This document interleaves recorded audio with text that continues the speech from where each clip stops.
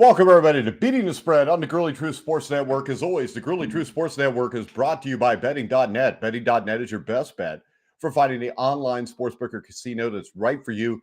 Make sure you check them out at betting.net. All right, guys, our game, college football, week 3, Oklahoma versus Nebraska. Oklahoma, Nebraska, when I was a kid, which would have been the 70s and 80s, used to be a Big 12 matchup, one of the biggest rivalries in college football. Not so much anymore. I remember every Friday, the day after Thanksgiving, sitting down to watch Oklahoma and Nebraska in the late 70s, early 80s, usually followed by Pitt-Penn State, or Pitt-Penn State would be first. You get to the mid-80s, the game was usually played the Saturday of Thanksgiving weekend. But this is a historical matchup. There was a lot of intrigue with this game. Right now, Oklahoma's getting 10.5, or Nebraska's getting 10.5 points against Oklahoma. And Scott Frost no longer the coach. And when you look at this game, especially you look at Nebraska, many of the problems, I think, that plagued the Scott Frost era, but the greatest failure was the inability to large-scale talent upgrades. I mean, this is not a bad football team. You don't lose this many close games without having guys who can play. But it comes down to the little things, which a lot of times is either coaching or maybe just not quite good enough players. Now, the total turnover numbers for Nebraska in those 3 games was 5. That's too many penalties. Now, Georgia Southern beat them last week and didn't get any turnovers from Nebraska. However, it made up for that loss with Nebraska getting 10 penalties. Offensively, Nebraska has a few good playmakers. The ground game hasn't been an issue the last 2 games. And Texas transfer Casey Thompson is feeling the groove. The offense can move.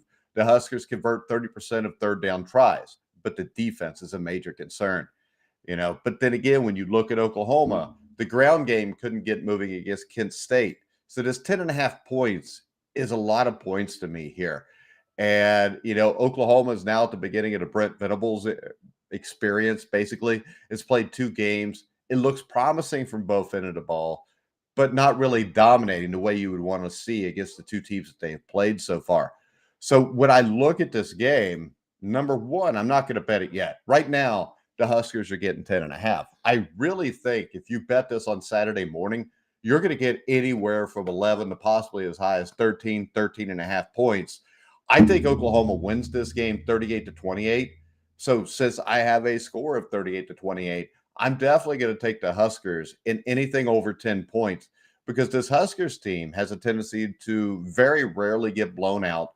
They just have a bigger tendency to screw things up when you get to the second half of games, whether you're playing Georgia Southern or whether you're playing Michigan. That's just how this team has been. So I'm going to go ahead, and I think Oklahoma wins this game like 38-28, 38-30. But I think the Nebraska Cornhuskers in the points is the proper play for this game. And if you want to bet that, make sure you go to Bet Rivers.